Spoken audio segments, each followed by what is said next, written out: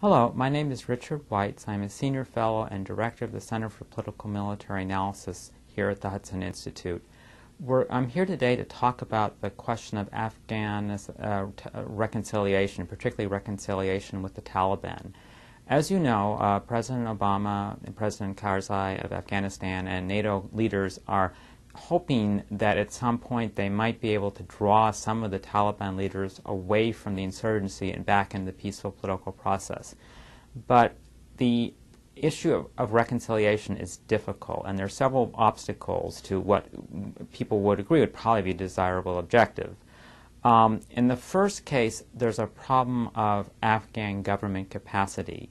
For a Taliban leader to defect, endangering his life, his family life, losing his main source of power, there has to be some guarantee that the Afghan government will be able to protect him, be able to provide him with a livelihood, prevent retribution either from the Taliban or from the people he fought before. And it's unclear whether the Afghan government has that kind of capacity. Their police force is still particularly weak, and so that's going to serve as a barrier. A second obstacle is that the Taliban itself, the core Taliban leadership, Muhammad Omar and so on, have argued that the only thing they're willing to negotiate at this point is how fast NATO troops withdraw from Afghanistan.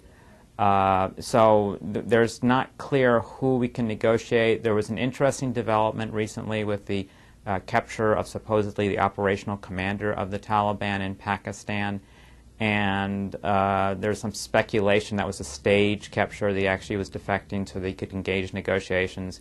But as yet, it's difficult to see that there's a great willingness on the Taliban to re-enter the peaceful fold, primarily because they object to many of the current principles in the Afghan constitution, education for women, and other factors.